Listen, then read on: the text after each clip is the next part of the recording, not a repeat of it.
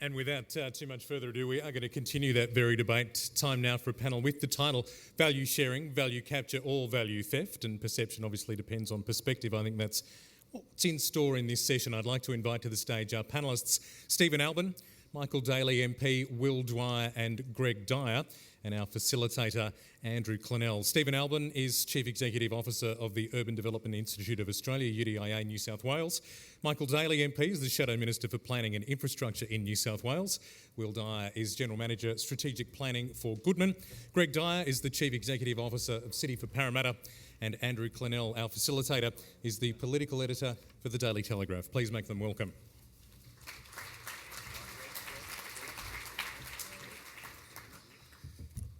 All right, well, Chris Brown's told me to rev everyone up, so are you ready to be revved up, guys? All right, well, it's interesting when we talk about infrastructure and we watch a minister talk about how much is being built, and then you look at the poll numbers and you say, well, how can they be building all this? And Labor's in the game, and it's very clear that Labor is in the game now in the 2019 election. So that brings me to an obvious question before we talk more broadly about value sharing, value capture or value theft, and that's to Michael Daley. Michael, will you commit to every infrastructure project, major one, that the government has thus far announced in terms of WestConnex, the whole thing, light rail, metros? Will we commit to keeping them? Yes. Well, the most of those programs that you've mentioned are already on foot, and I suspect, Andrew, that by the time we are elected, hopefully in 2 years, not 6, that there will be no scope for changing those projects, even if we wanted to. The Labor Party is not in the business of sovereign risk, and so the answer is yes, they'll be kept. Well, I mean, for example, though, there's a third leg of the WestConnex, which doesn't start until after 2019. I mean, do you say, and you know, you guys say you support the WestConnex, the M4 East and so forth, but there is that, I think it's an M4 South.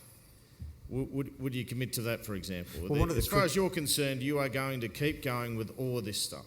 One of the criticisms I have been recently vociferously expressing about this government, Andrew, is that with the increased amounts of public monies that are being spent, there is also a commensurate duty on the government to demonstrate that that money is being spent wisely.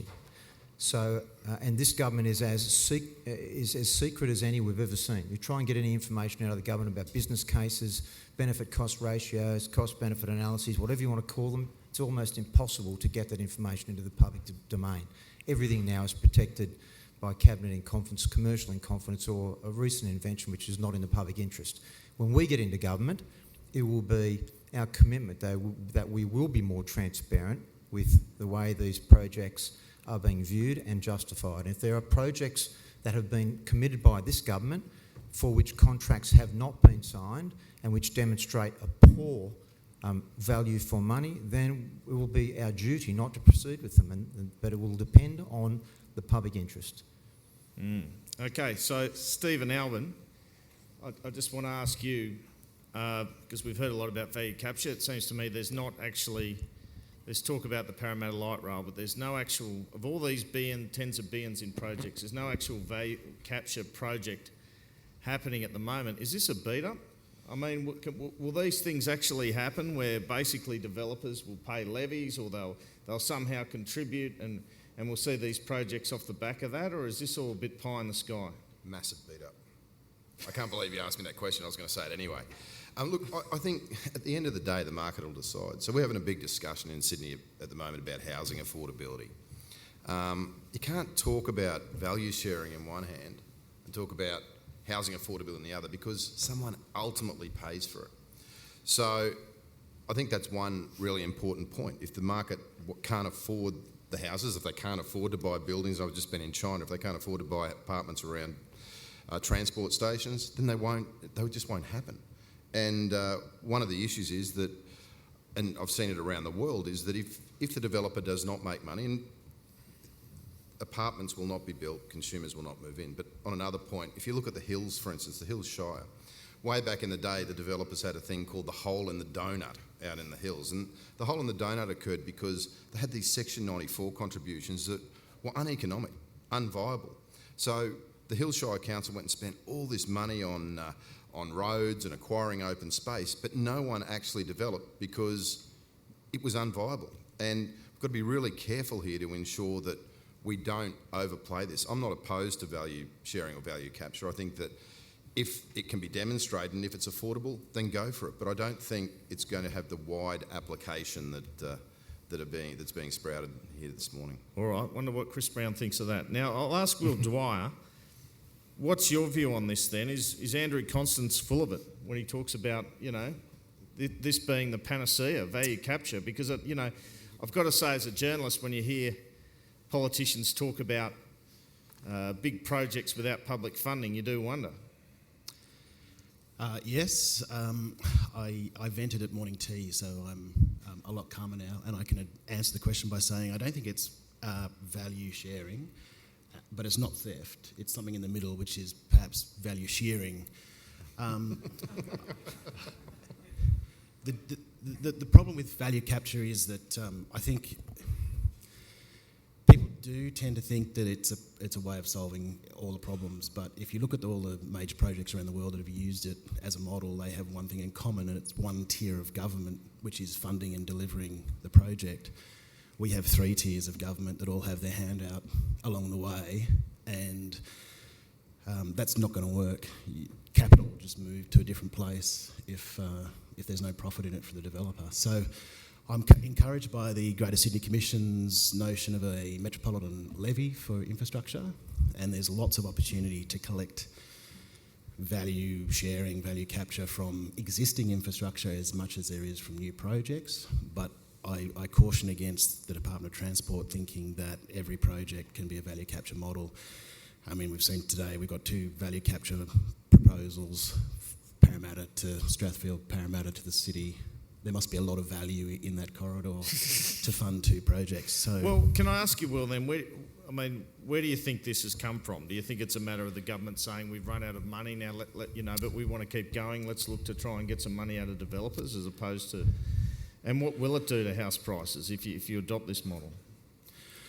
Well, the unfortunate thing that I see in the GSC's draft plans is this notion of a 10% impost for affordable housing on top of a council policy for the same thing. So a lot of councils in the last 6 to 12 months have been adopting policies for affordable housing or just general revenue, somewhere in the order of about 50% of the profit of the uplift on a rezoning. So if the Greater Sydney Commission wants 10% of that uplift for affordable housing and the council wants 50% for their own purposes, and then you've got a value capture project along the way, there doesn't leave much for the actual development to take place. So there's a real, I think, disconnect. And it may be solved with having one czar of infrastructure delivery that looks at every level of government to work out what is the appropriate rate to strike in relation to paying for infrastructure. All right, well, I'll put it over to Greg Dyer now, and some of the criticism there from Will was basically about too many levels of government, it's too difficult to deliver on the basis of that. How do you respond to that?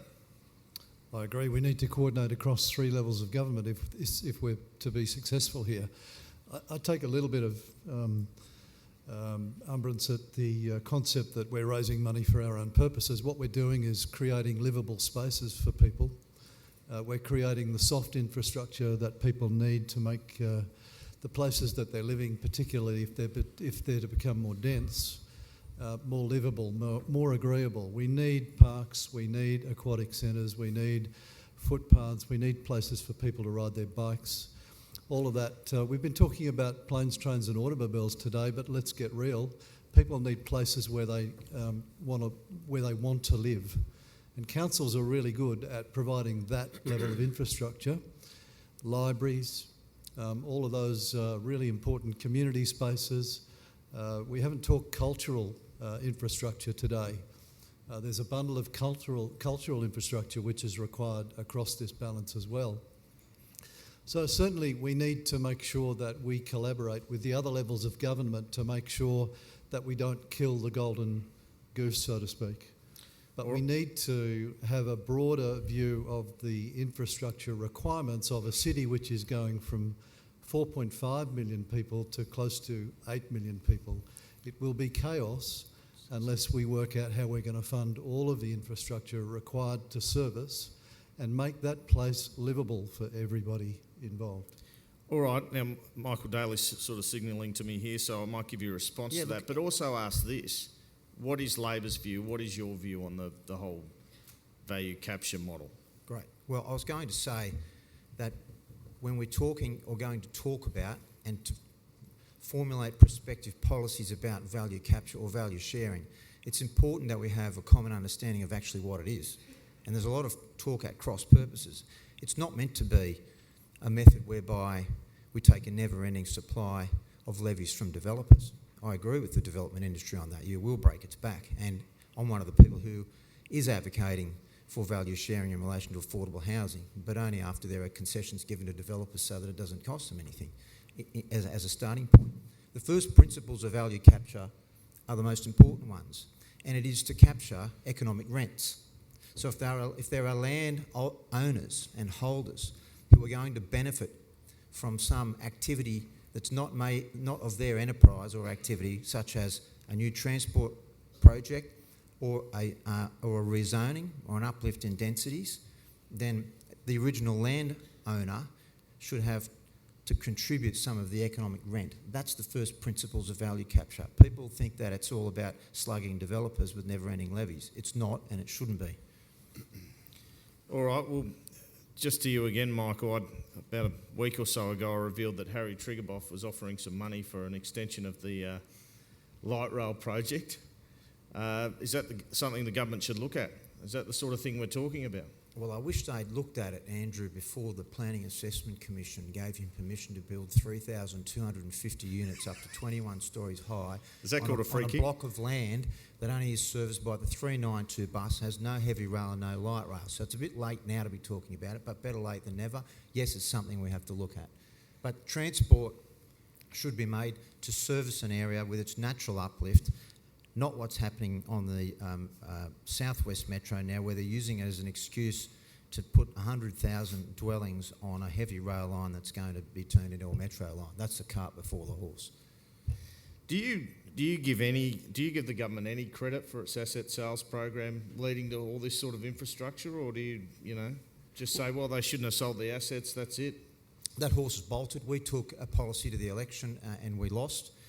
And Mike Baird won on a policy of asset sales. But it's one of those damned if you do and damned if you don't choices. Whilst he's got the money now to spend on assets and infrastructure, he will miss out on $2 or $3 billion a year in revenue that is needed for health and education. And it's a choice you make on the day. And that's why I think this discussion about value capture is very important. Because there's only really one asset left to sell, Andrew. There's Sydney Water, which would be worth a mozza. Eventually, it may well be sold. There's some rats and mice left in the electricity industry. But once those assets are sold, without that model of funding infrastructure, there's nothing left for state governments to do apart from introduce something like a new tax regime, and land tax is often talked about, or do things like value capture, or both. So this is, we're on borrowed time, and that's why these discussions are so important for both sides of politics, and they should be proceeded with on a bipartisan basis. Well, speaking of bipartisan, let me ask you this too. Sorry, I'll just stay with you for a minute, Michael. The concept, I guess, that the government has that Sydney will be 6.5 million by 2050, very different to the concept that Bob Carr had that Sydney's full. Where do you sit on all that? Do you think we're going to become a city like London? That's why we need these metro lines and all that, or do you think there's sort of a midway point in there, or? Well, I think that's probably a subjective question about what sort of Sydney you want to see. Sydney's not full. There's a long way to go yet, but eventually, with the geographical constraints, it will be, and that's why in time we are going to have to look at things like fast rail to the Central Coast and then Newcastle, fast rail from southwest Sydney down to Wollongong. But we need the money to pay for it, and every government of the day will be faced with that proposition and that question, and that's why discussions like this are important. But I don't want to see a Sydney where we've gone to the sky in every suburb and our quality of life has been undermined by the need simply to develop tall buildings in every nook and cranny. Sydney has a character and a feel about it. It's not Dubai, it's not Shanghai, it's not Malaysia. I don't want to lose that character, so we need to work out what sort of Sydney we want. I want a Sydney where you can move around freely to all the things you need to do and all the things you want to do. But at some point in time, with the geographical constraints, Sydney, we will not be able to develop it any further. And who knows when that might be, half a century or more. But before that time comes, we'll need to look at things like the fast rail south and north. All right, Stephen, can I ask you, how should...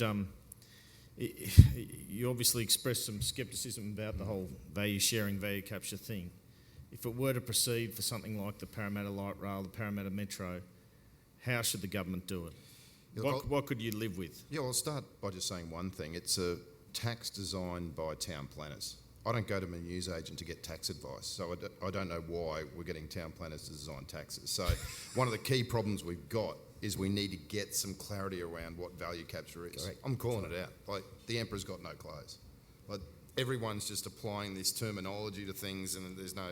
But if the government was going to do it, they first need to get some detail, some nuts and bolts behind it so we can have that debate. There's no use having a debate about something that you don't actually know what it is. Well, it's a good point, because I sit there and listen to this speech, and he gives a very good speech off the cuff, Andrew Constance, but where is the detail?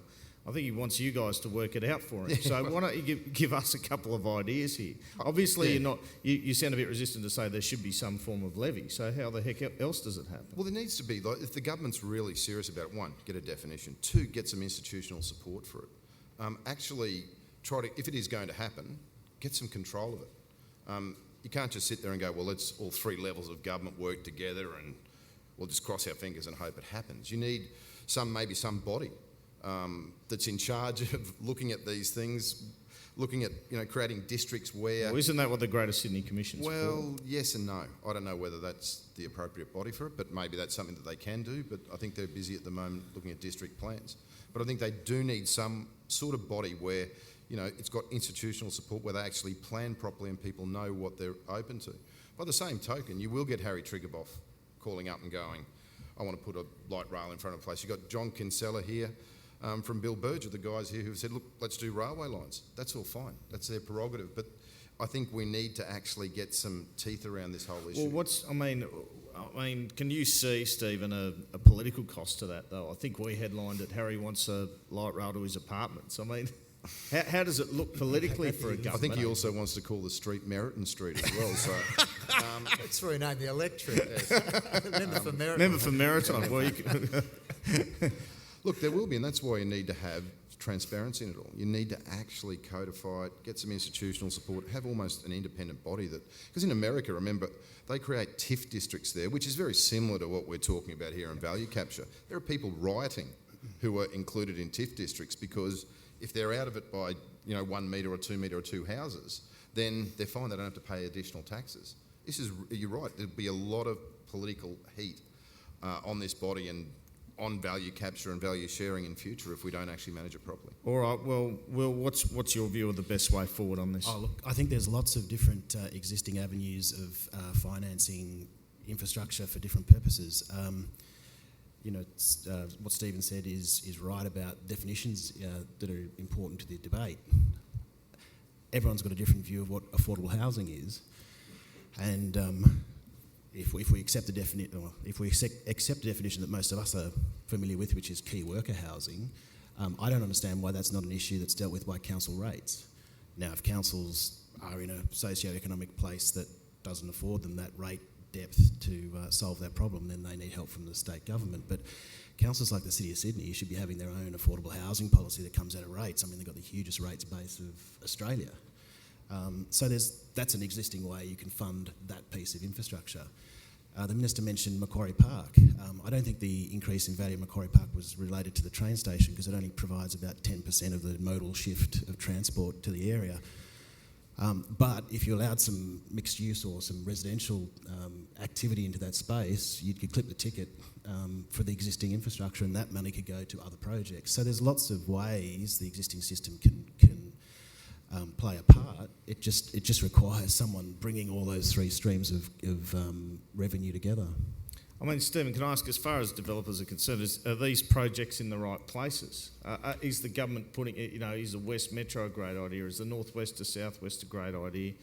Are the light rails a good idea, or is there something else you'd like to see? It depends what developer you ask, doesn't it? A lot of them want it to go straight through their development. I think, once again, the industry's really happy with what the government's doing in terms of investing in infrastructure. I think it has transformed New South Wales. But I think it's going to get really interesting because effectively where you put this infrastructure will be material, and the Greater Sydney Commission will have a key role. And I think that a lot of the areas that are presently being earmarked for future infrastructure, especially with the railway line out west, I think it's a positive step, and a lot of developers are supporting it. And obviously, Greg, your community's a big beneficiary out there. What's the reaction out there like to the Parramatta Light Rail idea, the West Metro idea? Certainly very positive. We've been the beneficiary, as you say, but we also have a very significant infrastructure task. So we've been set the job of creating Sydney's central city. And if we're to be successful in that, then we need to build a whole bunch of infrastructure which can make that work from a social perspective. We need to attract business, obviously, and we've been the beneficiary.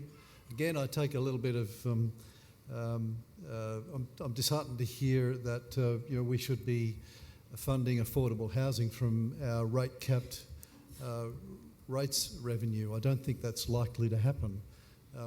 As I say, we need a broader base, a broader consideration of all of the infrastructure, not the major bits, including all the major bits, but including all the bits in between, because if we don't do that, then we're going to work out with unlivable places and spaces and people people who are very unhappy about this development boom that we're going through.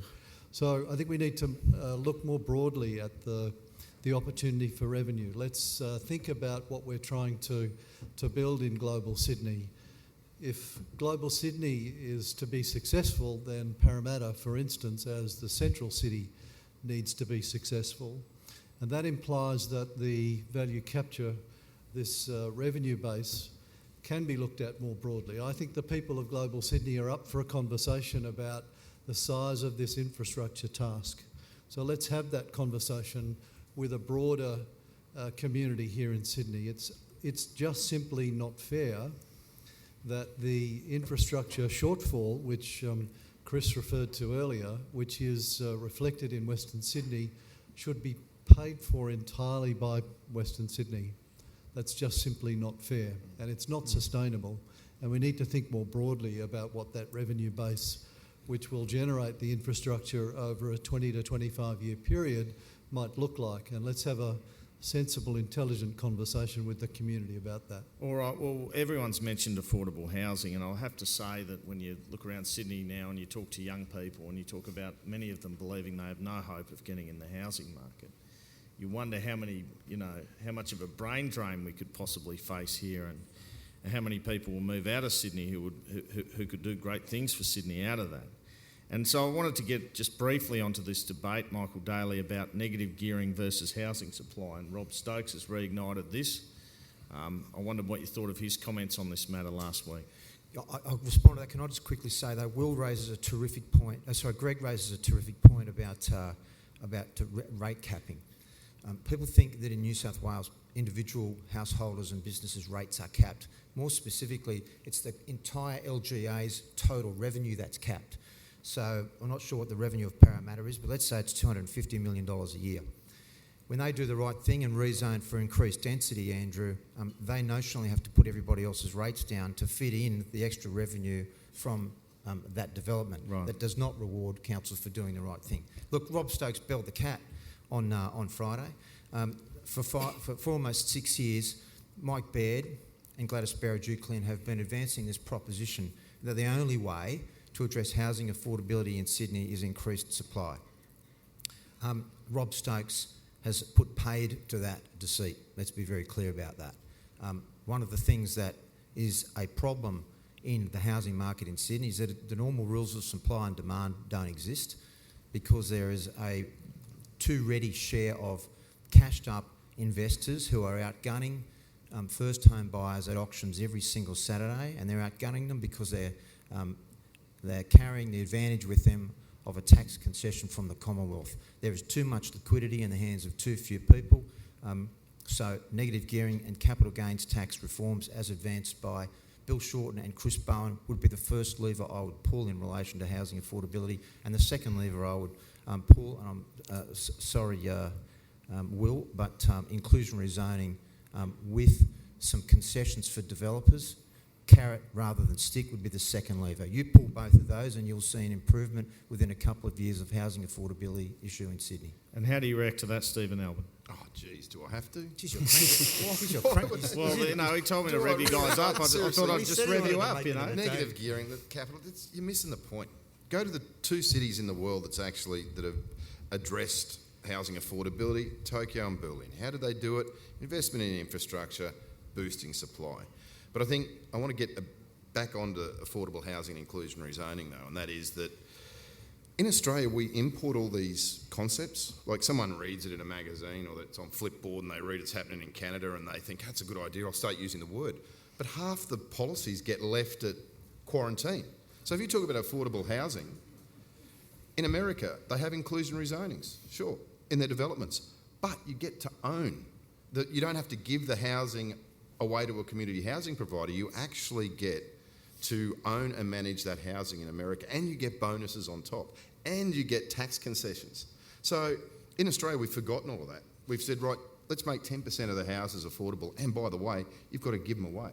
So if you go to a specific site, which was a former media site on the North Shore, $22 million is being required for affordable housing. It tips the project out of the market, and by the same token, it's not even included in their contribution plan or their six. So I think all of these concepts, we really need to understand them all. Also value capture. We didn't even talk, and I haven't been here all morning, but the best example of value capture is presently going on with high-speed rail between Singapore and Johor in Malaysia. They basically got the Malaysian Investment Corporation, Temasek together. The government said, you have the land, you've got to build the rail, but you can build all the apartments around it. Like, it's sort of, we need to get away from the taxes and look at what is actually going on around the rest of the world. So give you the land and you pay for the rail. That's right. And you can do what you want on it. All right, well, Will, Dwyer, where do you stand on Bill Shorten's negative gearing policy?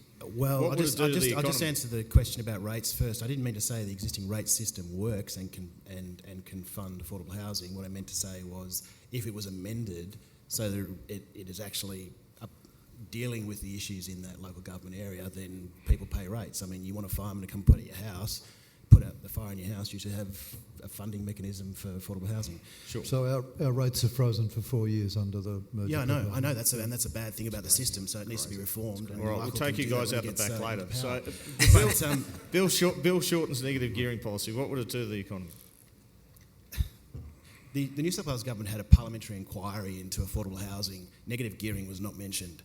The biggest contributor to unaffordable housing is the lack of wages growth over the last decade. The next biggest problem is that median household income that struggles has no stock of housing that they can afford. Not housing generally, not supply of housing generally, but that specific part of the market is not being addressed. Now, there's a number of different ways you can do that, novel ways you can do that. We haven't got there yet because people aren't on their knees enough, or it's not big enough of a crisis to, have a solution to it overnight. But I'm surprised there's not a whole of government, working on a solution.